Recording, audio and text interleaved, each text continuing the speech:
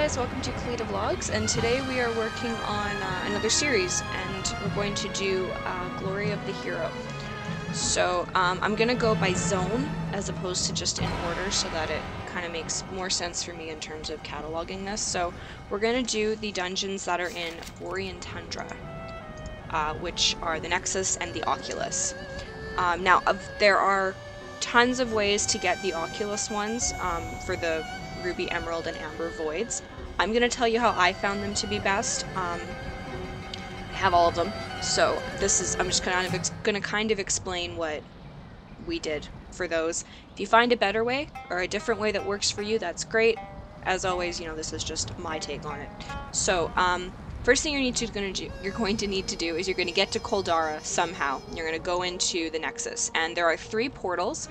One's very, very low inside the center, one's right about entrance height, and then one's high. The high one is the raid. You don't need to go anywhere near that. It's the Eye of Eternity where you kill Malagos. Don't even bother going there.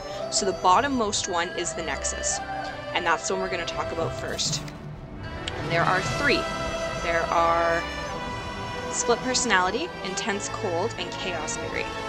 So let's open up Absolute. Move it over here for now. Okay, good enough. Oh hey, I can move this window. That's exciting. That's great. Okay. So, we're gonna go. Probably should have had this set up, but you guys know me by now. So, first one is the Nexus. Okay. So the first boss in the Nexus is the 2 weird guys. So, I don't think. Yeah, no, okay. So the first one you're going to come to is Split Personality for Grand Magus Telestra. And all you're going to need to do is, she splits these images, and they have to die really, really quickly. One has to die within 5 seconds of the other, so just DPS her down as fast as you possibly can. This one is not a hard one to get. The next one is Chaos Theory. This one is a bit more time-consuming, but also not hard to get. So what'll happen is when you fight this boss about a little bit into the fight, and I believe it's percentage based, I don't think it's based on time, at least the first one isn't, he'll spawn these chaotic rifts, and so you can see the achievement is to kill him without destroying any chaotic rifts.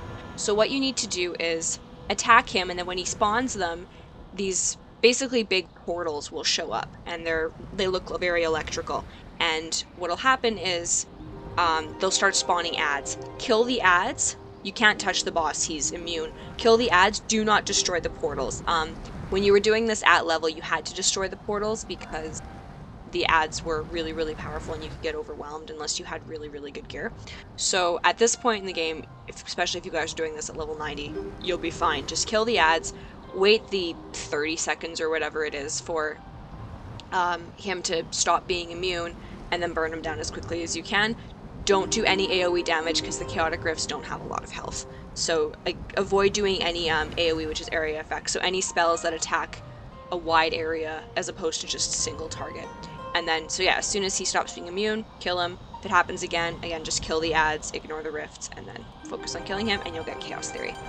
And then you'll do Ormarok the Tree Shaper. Nothing special about him. And then Karastraws is the last one for Intense Cold. This one was pretty tricky to get, and the reason is everyone in your group has to pay attention.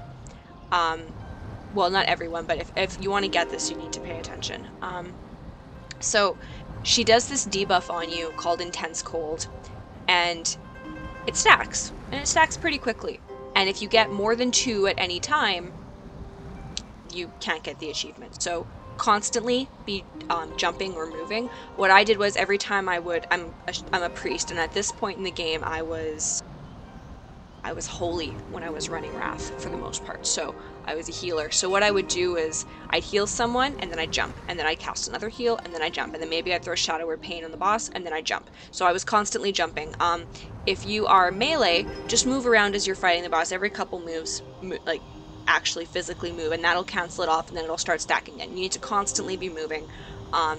Now that, especially if you're doing this at like 85 or 90, your health is so much better, your damage is so much better, you don't have to worry about doing it for as long. When you were doing this at 80, it was kind of a pain, not gonna lie. So that's it for Nexus. So those 3 are pretty simple.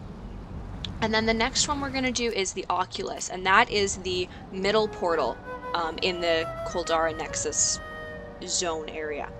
And the quests for that one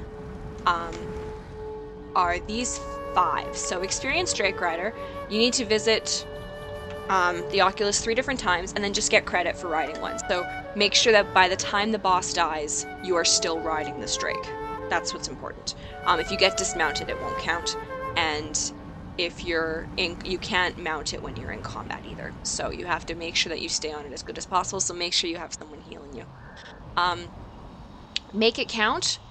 All you need to do is know the last boss fight. And then if all else fails, if you get dropped onto the highest platform, just kill him with range damage. He doesn't usually come within range for melee, so you need to make sure that you have some range DPS to make this one to make this one work. But this one you really need to know the last boss fight, and it's not that hard. I may do a video on this at some point. I'll see if I can get a group of friends together to help me, and we'll make a video about it.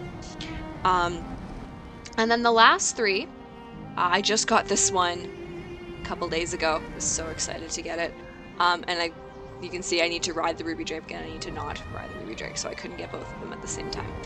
Anyway, so Ruby Void, make sure you have at least 1 emerald, because you essentially don't have a tank. And make sure you have, and then the rest of them can be bronze. Amber Void, make sure you have at least 1 emerald Drake, and then do the rest ruby. And then Emerald Void, do all bronze, don't have any ruby. And with this one, what you're going to want, you can actually get Emerald and Ruby Void at the same time if you just go all bronze. And what you can do is you just time your, need to time your slow time so that nobody's up at the same time, but you have to do it, you can only do 3 in a row, otherwise you get what's called diminishing returns, and it won't be as effective afterwards. So if we did it with 3 when we were going for Ruby Void, and we did 1 emerald and 2 bronze, and the person that I was with, who was also an amber, sorry, I said bronze, but it's an amber actually, I'm sorry. Anyway. What we did was we just timed our slow times and our temporal rifts so that we weren't doing them at the same time to maximize the damage that we were doing. Worked out great. And then yeah, just make sure you have, if you're not going for Emerald Void, have someone on Emerald, because that extra health is always a good thing and you're not panicking trying to figure out what you're doing. The good news is the damage and healing that your drakes do scale with your level, with your item level. So if you're doing this at 90, you'll get it done faster than if you were doing it at 85 or 80. There's a couple dungeons where it doesn't matter, and there's some where it does. Alduar is another one when you're at the beginning and you're doing the siege tank stuff. The effectiveness of your siege tank engines or whatever you're on, it scales with your item level. So the better gear you have, the better chance you have at this fight. So if you have like pretty crap gear, run a few dungeons and get better gear before you do this, before you go for these.